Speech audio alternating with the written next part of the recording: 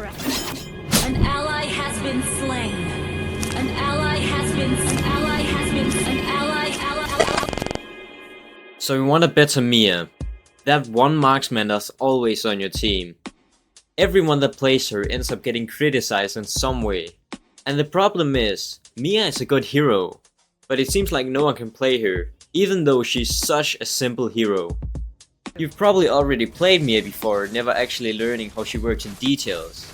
So I'll show you every trick, strategy, tactic and tip to win every game.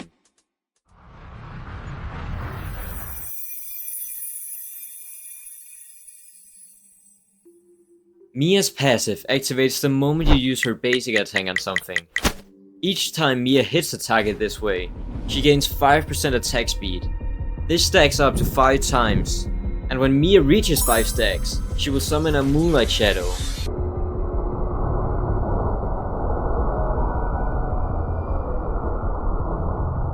Her shadow will assist you and shoot right after, dealing 30 physical attack, plus 30% of her total physical attack.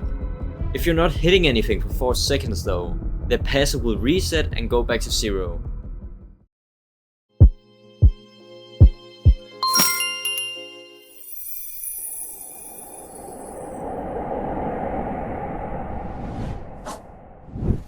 When you activate Miya's first skill, she will be able to shoot on 3 targets at once.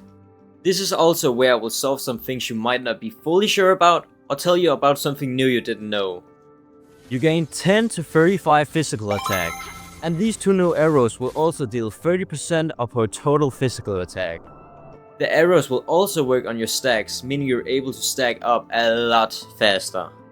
When she's using this skill at only 1 target, she won't shoot multiple arrows at it, even though this could still make you able to win a slightly larger amount of battles, because it may hit other targets, making you heal faster. I mean, haven't we all had those experiences where we either lose or win a battle with almost no health at all?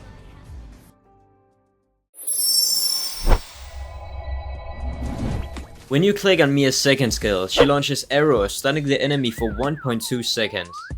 This skill has a larger range than her basic attack, so use this when you're about to attack someone or when enemies are chasing you, so you have a chance at escaping. To start off, Miya becomes completely invisible for other players, while also removing all debuffs like crowd control and slow effects. Then she gains 35 to 65% extra movement speed, so use her ultimate as a way to attack or retreat. Her ultimate will last for 2 seconds, but you will be visible earlier if you attack something, so try not to panic with it. When her ultimate stops, she gains full stacks, so you don't have to slowly build them up. These skills are simple and easy to learn, but to win with her, we need to know more than just that. We need to know their strategies.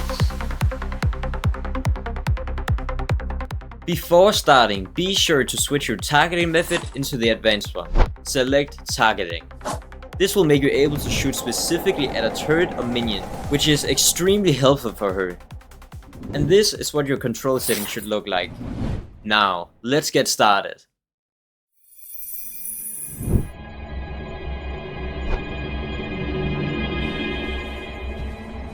It's important to choose Inspire as your battle spell, because it's incredible at turning the tide on your enemies and works great throughout the whole match. Remember, you should only go gold lane as Miya. If you're going in any other lane, she won't perform well. When you start the match, you will realize that you're probably the most squishy hero on your team. This is why instead of buying boots, you should instantly prioritize Harsh Claws.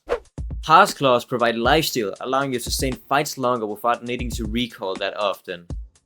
After this, buy Swift Boots, but if the enemies has heroes with high spell vamp or healing abilities, like Estes, Dyruff, Alpha and Ruby, you should instead buy Sea Halberd for anti-heal, then buy Harsh Claws. When you make it to your lane, focus on farming efficiently to build up your gold. Miya is weak early on, so avoid unnecessary fights and prioritize clearing minion waves and nearby creeps. As Miya, you should always stay near your turret and play safe until you've built up your heart claws. But if you want to attack the enemy before that, use your second skill to poke them, because this attack has a long enough range for them not to hit back at you. There are two different methods you should use to clear minion waves. The first is by using your second skill to finish off the infantry minion, then wait for the rest in your turret. For the other method, you need to attack the enemy near their minions, then activate your first skill so both the enemy and the minions get hit.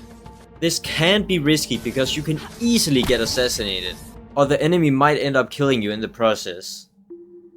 This is why when you're in a fight with the enemy and you both have about the same amount of health, use Inspire to increase your attack speed and lifesteal. Upon reaching level 4, you should either ambush or retreat with her. I'm saying ambush because, as I explained earlier, when her ultimate stops, she gains full stacks, so you don't have to slowly build them up.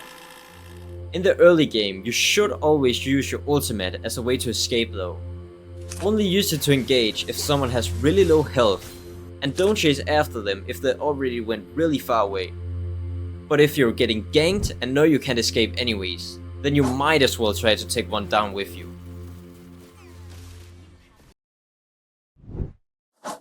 Now is the time Miya starts to do damage, but she's still pretty weak. Here you should buy both Berserker's Fury and Windtalker. You can swap them depending on your playstyle. Miya is probably one of the greatest split pushers in the game. Maybe even the best out there.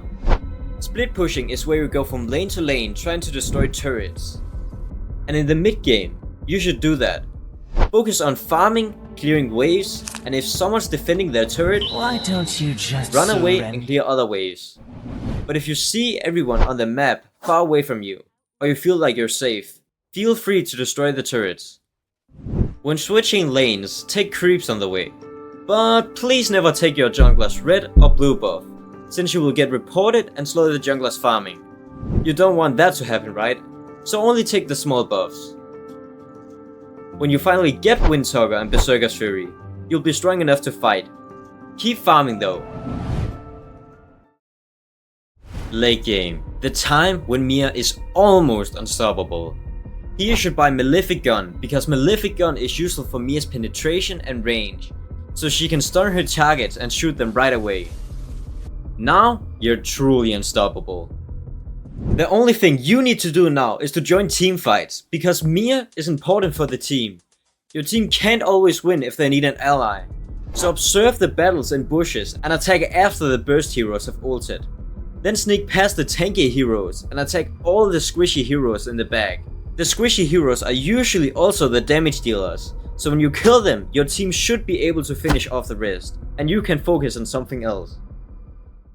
If the enemies are distracted on the other side of the map, you can try to take Lord. Just be sure no enemies are missing or they might steal it from you.